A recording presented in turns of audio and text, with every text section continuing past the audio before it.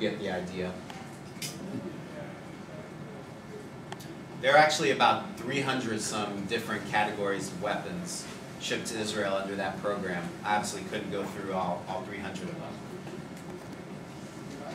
And then the third component is the garage sale stuff, the excess defense articles. That was mostly one transfer of used Cobra helicopters with some other stuff. And that amounted to 36 million again.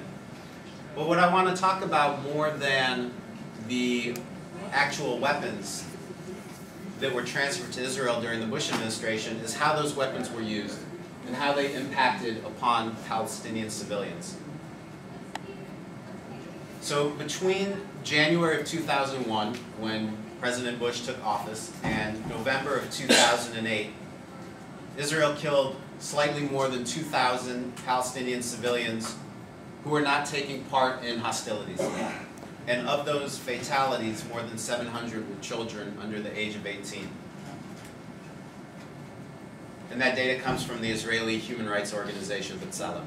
They have a very comprehensive database on their website. I'm sorry, that might be our lost speaker.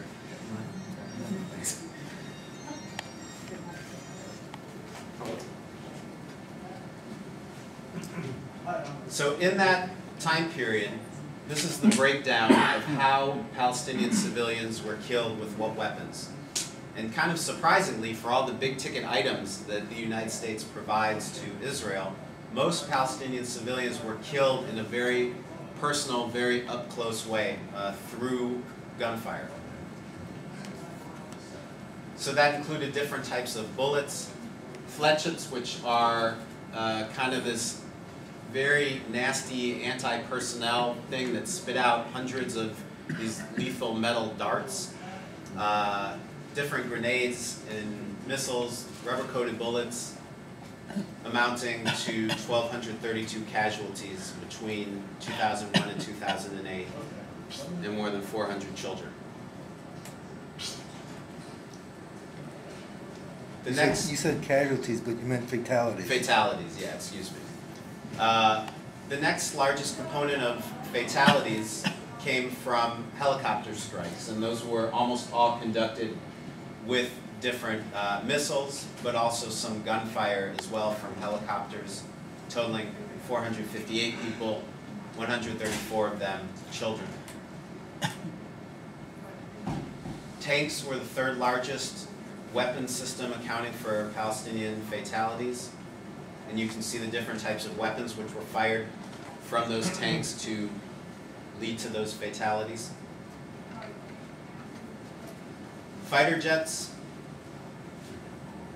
bombs and missiles.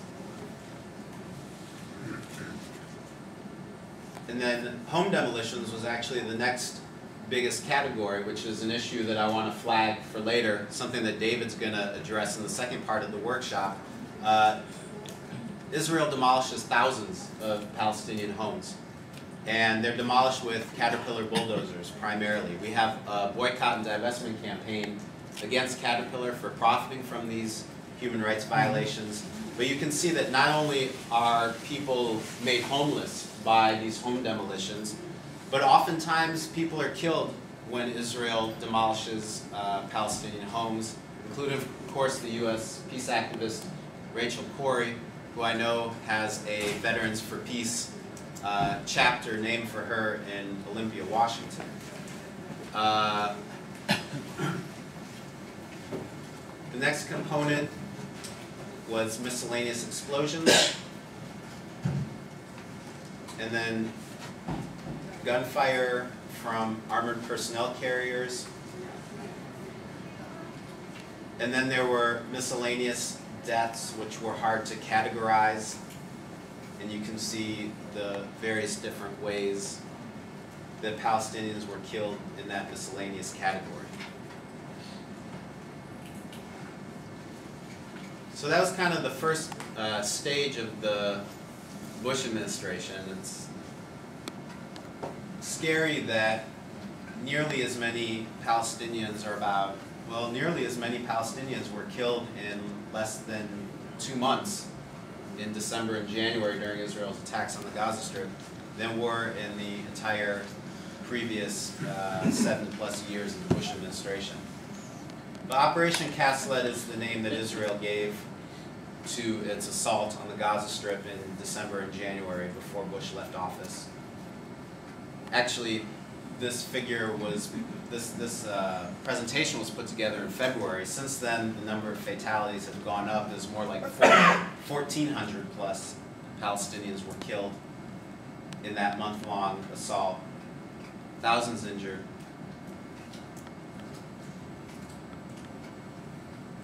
That actually needs to be updated because it turned out to be much more than half of the casualties and fatalities being civilians. And on top of that, about $2 billion in civilian infrastructure was damaged, including 4,000 buildings being destroyed. Let's look at some of the weapon systems that Israel used in its assault on the Gaza Strip.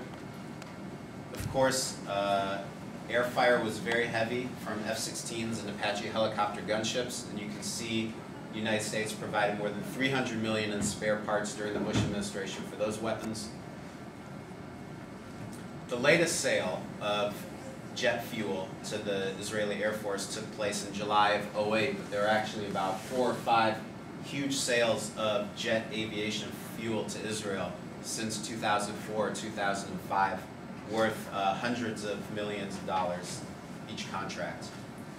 I mentioned before the naval combat ships. Israel is currently besieging the Gaza Strip and has been for several years.